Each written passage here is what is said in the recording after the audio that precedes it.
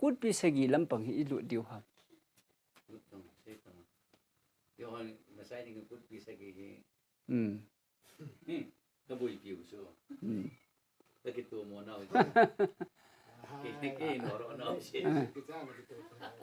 cái pa me chu neo ga se te Kutpi segi Ten Commandments lai ki ba oi ta na Kutpi segi chu cha chu se te Moshe dan chi pi hami ti a hi le dan zagup la som la thumwal o me ki ti chu ina het su na e ho chi ki ba chu neo kha kha hi bo chu dan zagup la som la thumwal o me ti wa chu cha lot lau khat ga la dong he Moshe dan na chu mit khela mit ati chu mit khela mit ati chu Paka Yesu Christian cross ha cha khat be ta chu chi chu hoi lai ki mum ti le Matthew bung nga chang som thum la gi le som thum la ko chu sim le han na mit khela mit ha khela ha ki ti ya ki sun chu no na za ta we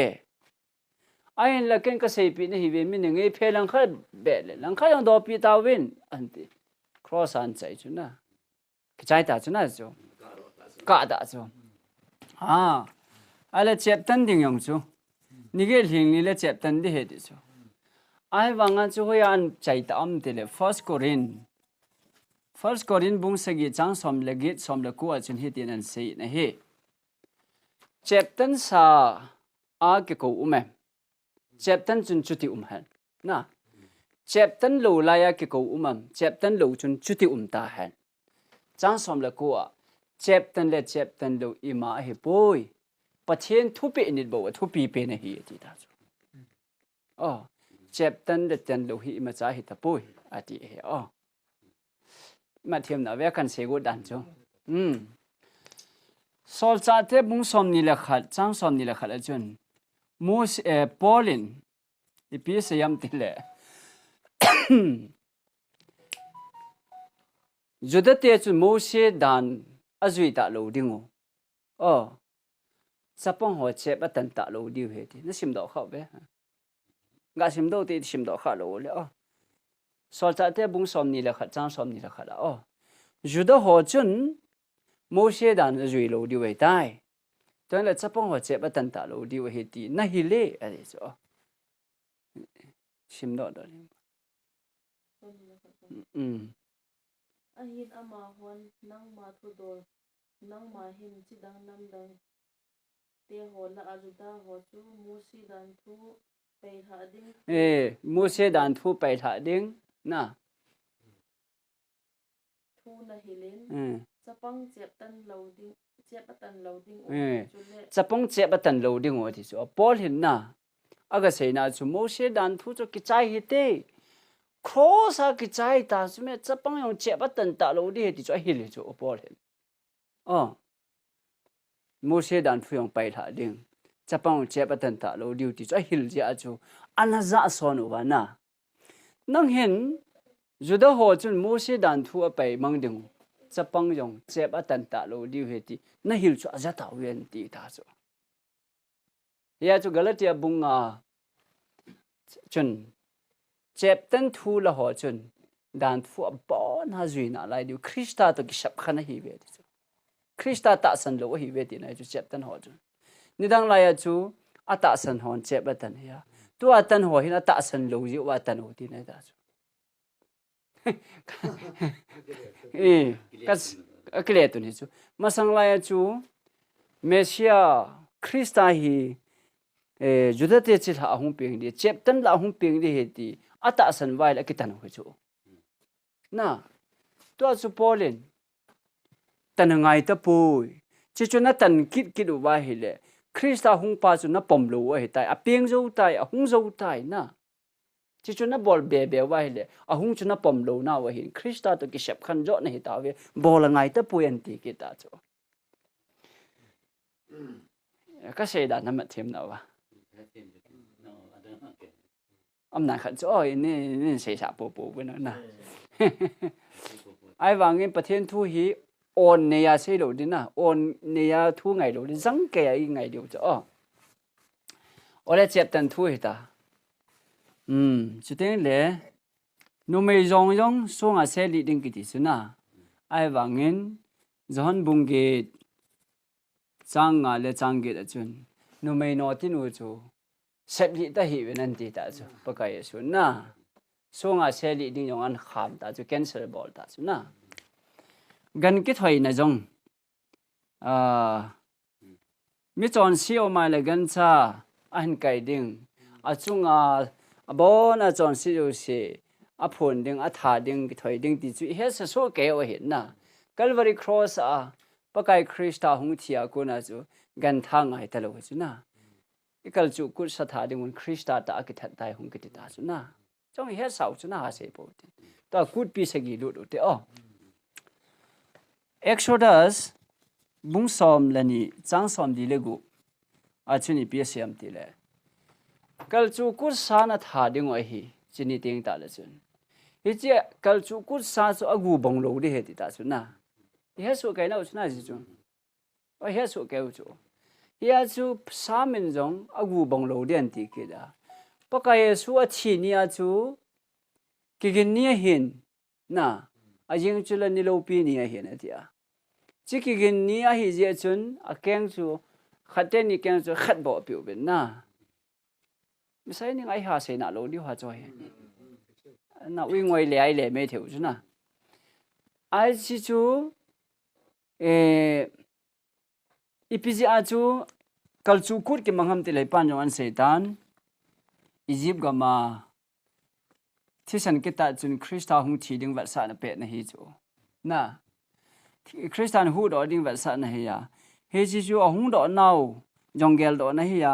an bol wa gan an tha wa a cha te ho chun hepa ipida gan cha hi thau ha ti le khunu le Calvary cross ha hung thi ding he ti a sei pi yu chu na chi wat sa na le nga chu a hung thi pha na chu kal chu ku sang tha ngai ta po ti chu chi a chi pi se hom ti le kal chu ku hin Krista thi na ding wat sa na chu na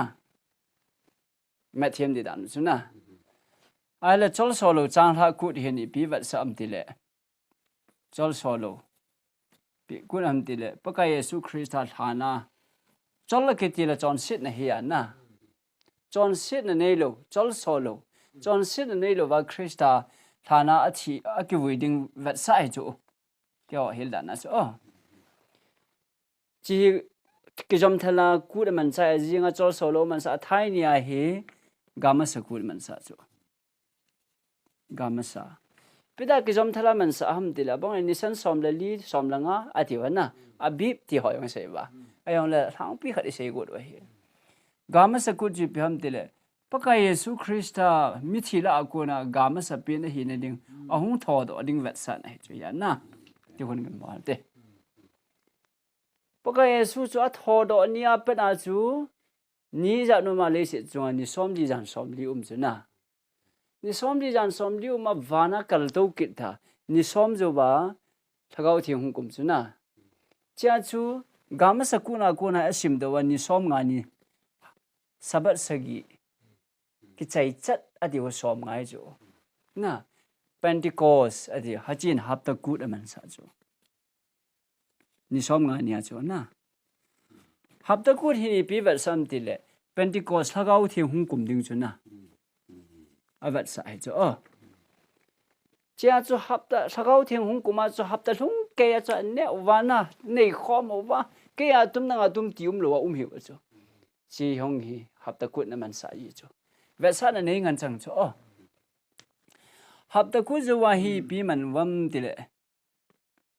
thu tan na hung thun ding pha da hi sum kon kut aman sa chu sum kon kut chu ni pida sum kon amu na hom ti le ni som sung amu no chu sum kon chu chon se ki sion ki lung heaven thu tan na hung thong di tai ti chu sum kon kut ni som hi aman zo ta le hin day of atonement ki ti ai ho pa wa chu jom ke pur tia ipi ha ji chu pa wa hat to na ni khu cham na ni khu ti ti cham na ku ti chamna kut kitia hi pi boru ham dile sum ko na mo no chu hi si chamna kut ting ta la hen them pu chung nung pen pa chu mun theng chung nung a lut di ta chu I het them na ve chu study su keu ta na sei no me chu he cho he me sai ni langai sei phal le ai la cha chu ke ngon ati wa som kon mu la ya chu mi o se ki ngu wa mun theng chung nung a them pu chung nung lut ni a pula ma he ki shi ana na ti wa hin kho man ho chu I ti ki da henge cha chu sum kon na mu no chi sum kon ku hin pi ba sam ti le tu a e hon jong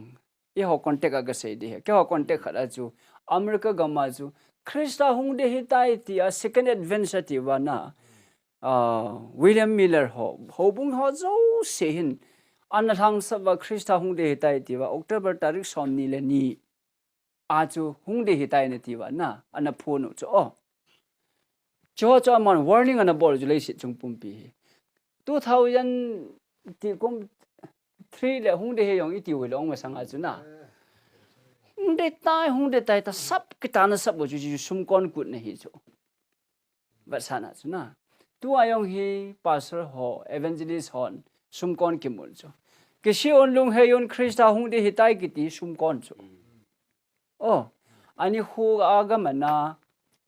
galam da ho chu hilo phat si asum kon kut ki mang jo ta chu na mi warning ki pe tu ai chamna kut tu lai ta hi cha hi yu mu chu tu ai mun theng chung nunga them pu chung nunga lut banga chu tu ai them pu chung nungu chu ko hi ta mi te le pa kai yesu ta chu he chi pa kai yesu Joshua Mesia I ti pau hu hing pu hi wana mun theng chung nunga lut ta chu chilai hi neu khat ga se u ti ve edi som thum la khala chun achi e cross na achia pada chu edi 1844 chan hina van mun thenga ume chu mun thenga Mose in Jerusalem temple asa dinga chu vana pathina Vetsah chu na ka Vetsah ding chu vana apatana Vetsah chu chi ne ji ve temple ki sa chu pindan ni uma chu le na hi chi pindan ni chu hoya la do ham te de vana ho bu mai chu vana ho win om na lai dan gin sa do ve na hon ha ba vana ho win om na lai de ho bu ha ba gin sa chat se uti di le le na study together e bo vana ho bu dan gin sa talo la ha ba ka ke pa e ilo thin diu ta chu pathian na to wana hobu he chu ya chu bible ita san diu he ka tin ji chui chu la sim do the hebrai bung khat bung gi chang khat chun wana hobu ta be pakai tun do ati chu wana hobu he chu ji chu ga sim do ti be wana hobu na la chang khat na chin sim gi ngo chunga thu ki sei chang si la athu pi pen hi chi hi van chunga chung nong pen lal to na zit la ma to chule mi him tun do hilova pakai tun do hobu ta be le pakai tun do hobu ta be le ati cho thieng tha cha le a pang mun thieng in nei naw pe wana hi hobu me cho wana yong hi mun thieng chung nung uma wana yong hi na hi chita bang banga chu le se da hi na sa diu he atia na wana acho copy hu cho chi chu Exodus bung som ni le li chang som la ko a khun Mose ko ma yong chu Mose wana na vet tonding kapi chu phaten ching thei ta in sign ati chu na la hebrai bung ge changa chu hin sim phakin o hingba ama ho tha cha le a pan naw chu Musin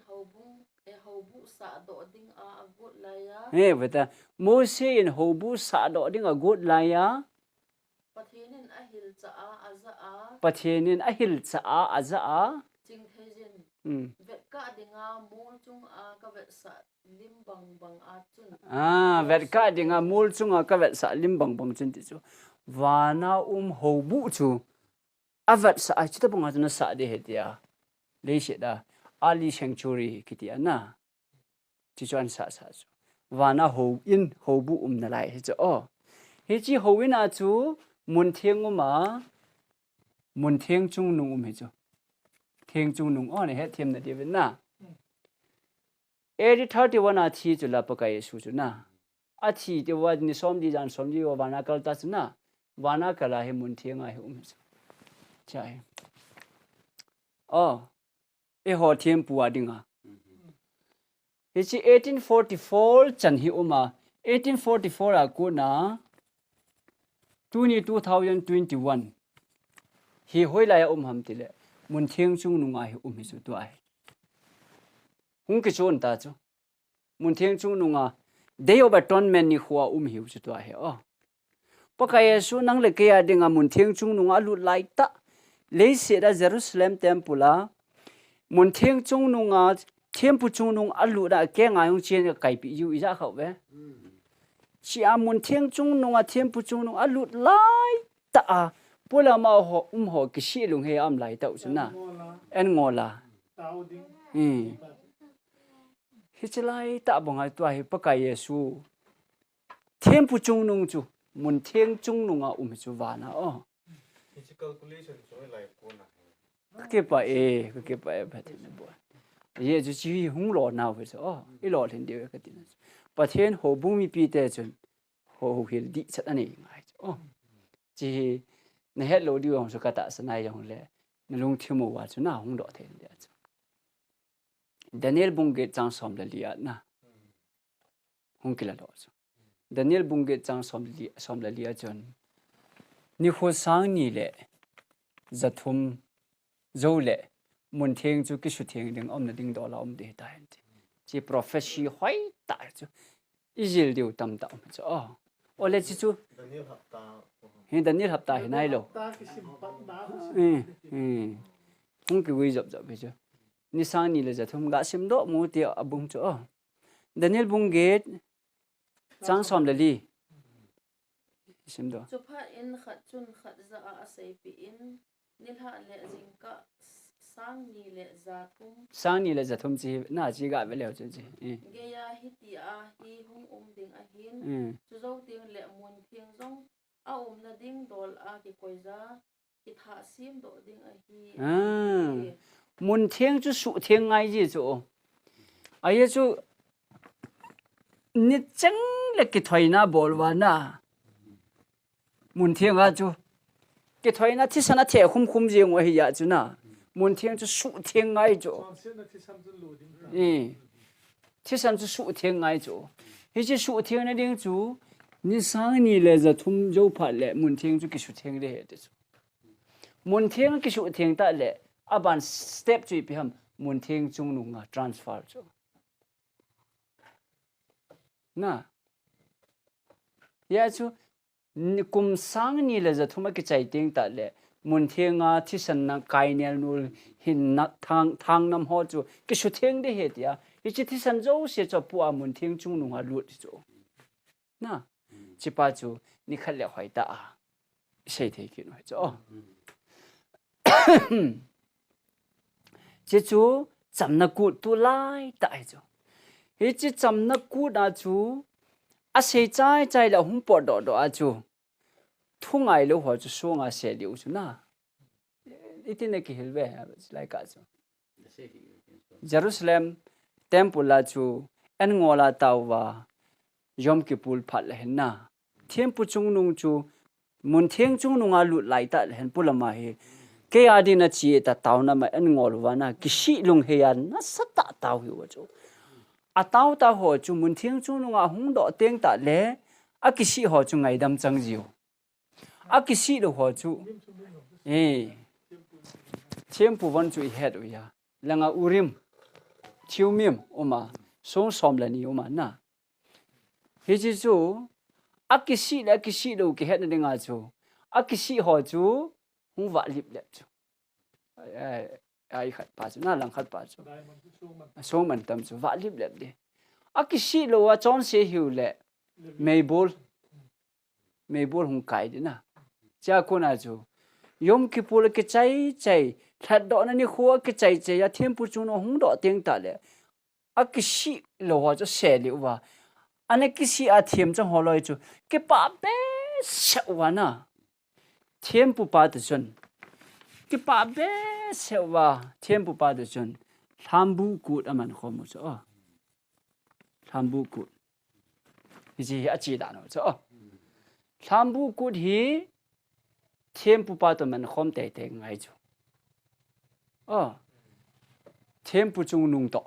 mình không thể chú ý đây na mình thể用hiểu Jerusalem à chỉ thể ngay tham bu cút chú muốn đăng đăng à cái mong thấy rồi chú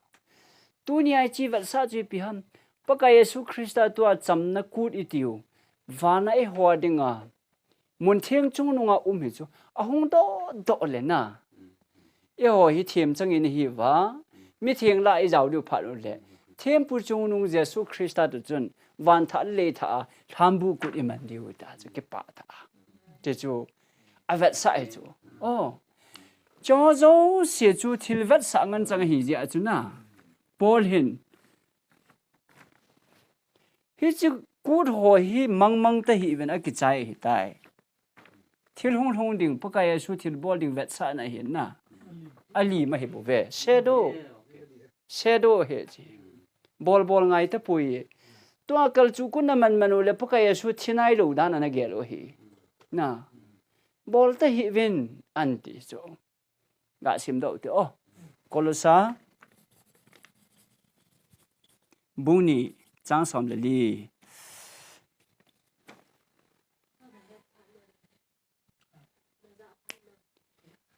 Edo daluwa ichunguwa betna le khasut na dan thua ki sun chu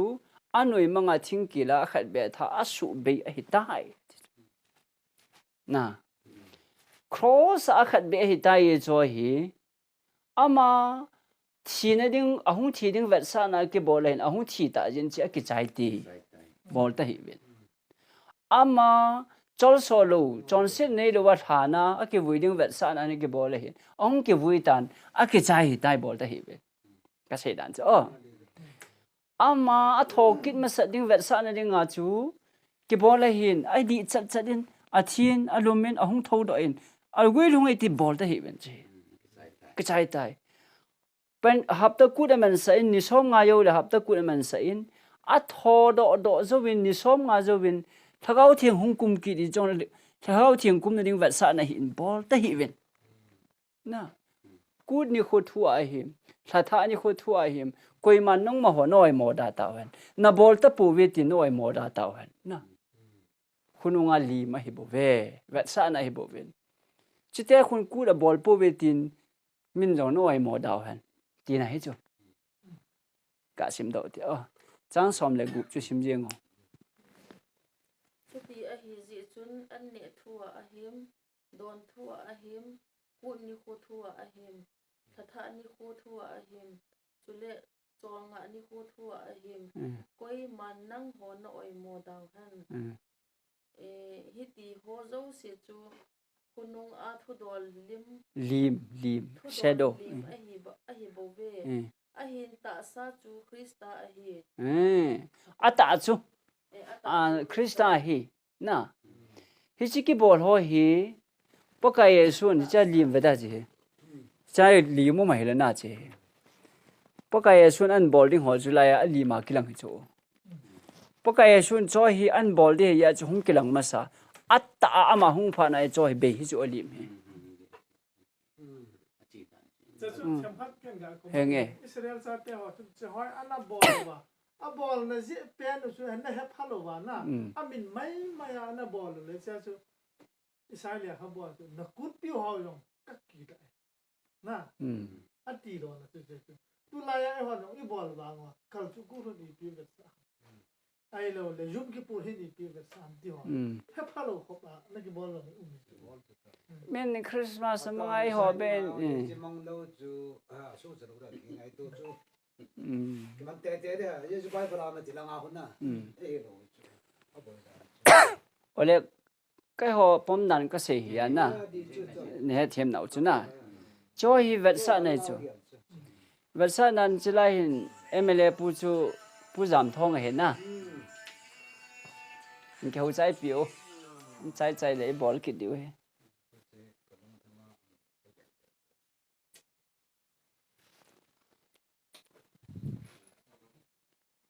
Vetsah nan se ute pu giảm thong chu chip gas cái câu ta he nang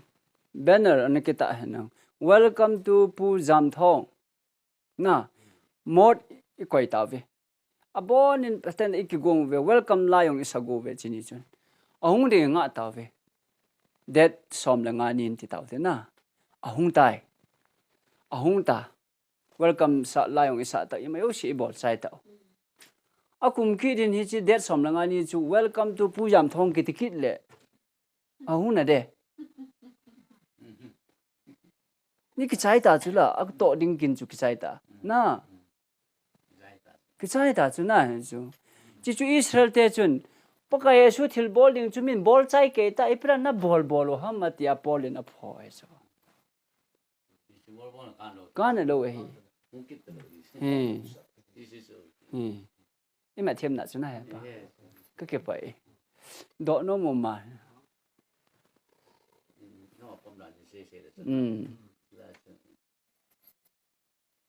ole cha chu en ne thua him don thua him ati yong hina kut sa ke that ho chu je ju e hon sa thin sa lung iti bangwa ne the di loi ne the lo ding loi go van ding loi hai chu them pu chan ding loi hai chu na don thua him ne thua him koi ma noi mo da han ti hi tua alu dal na ne ho hin koi ma noi mo da han ti lo pi chu en kam ne ho hi ti lo pi chu Satan satin salung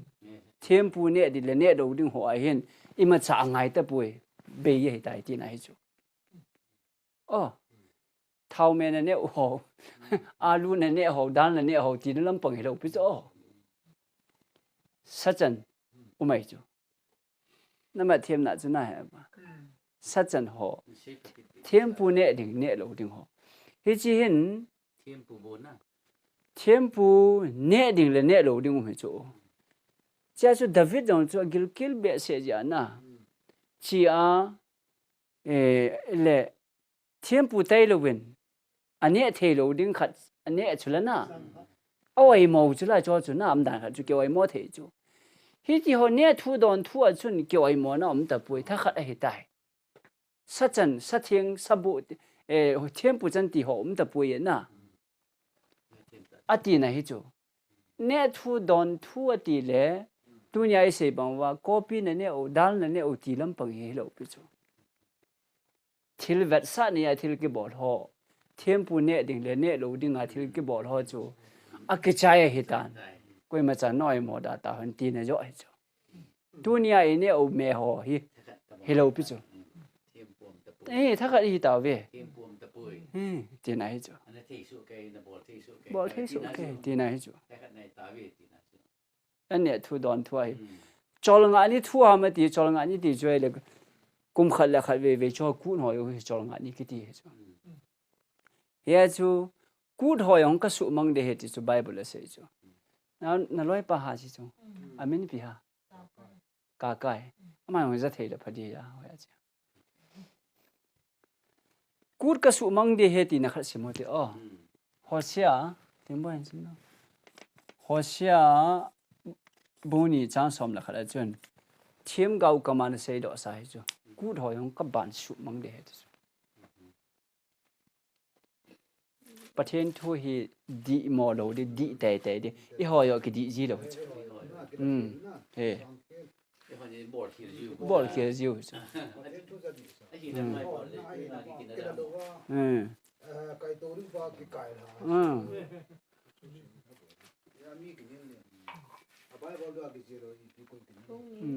bung ni chang som la khat chi heba chi ga ngai thriu te o yo lang le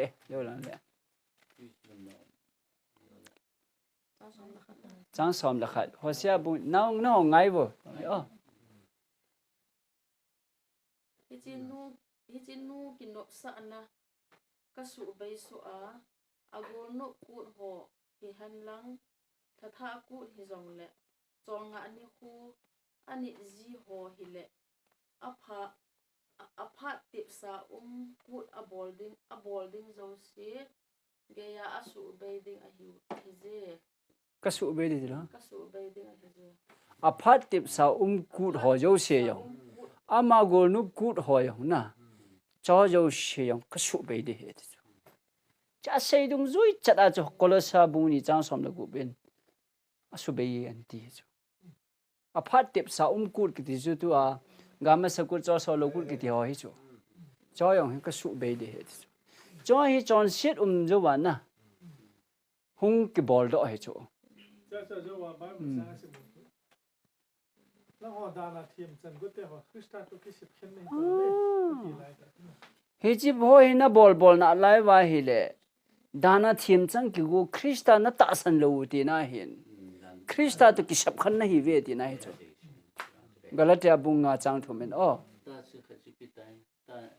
hosia bung ni chang som la khala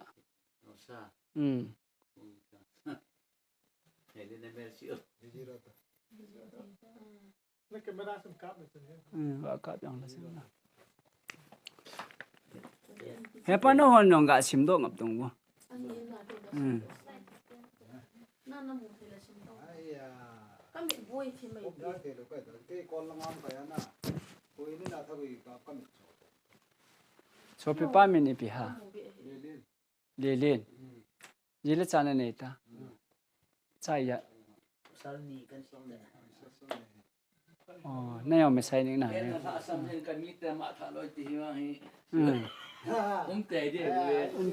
ya zo hol li zo hol nei mu ding wa he di zo o hol ta ten Kon lo e ma de agi ka chu ka te. sia su berai mi te ta banga chu na Ta ke sia na Bible ja ga ja pa ko ra tu bo ngai ta ma. Ta me sai na jam ji jam ta ke nel ke la ta jam ke se. kyang ka mu lo ta zo ka kidang ka sa ka do thu Ne te nan ke bo la ya. Tu la ti ti za pi ki om so khong ga. ku ni ho thu ho phat tep sa ku ho chen ge ka su mang de hen ti chu thim ga wan se ju gui thung ta chu la na be jo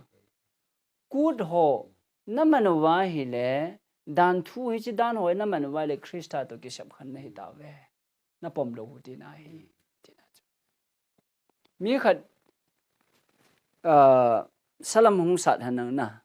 asalam ho ju gi sa ju ke hanang cha ju ki sa ki hanang itiam kha echun ki pom lo ta bong khat hung do the chu chi ta bong a ju chi ahung bol na pa hi krista hung tai ti ki het na hi ya cho hi na chi chu I bol te ki na le hung nai pui ti na hi chu hung nai pui ti na hi chu na ma thiam ve krista bon hung nai lo ti na ta bong hi chu to a judaim ho chung chang thu chi vat ki na hi le amo hi pathian ho hi lo piu chu ka sei nom chu lep thlau hi wa chu pathian thu chu hoi te ta correct tu ai sei ta bang wa ju wa min jong chu na min jong chu chi chu hi chu Wan tin pa no na ti ko na. Sunang ke bel khot de ki a ti ki na. Ai ji jo tho ya ke nom lo me ka mai ba wa ka ti na na. Ya chu ki na po te pathian thu tan na ka mong te ka sa ole chi chu hin adang ipi isei be di ha ki sei thai ipi ma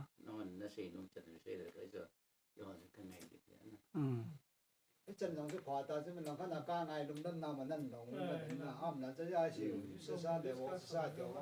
ai thì ai mà lý sự thì mình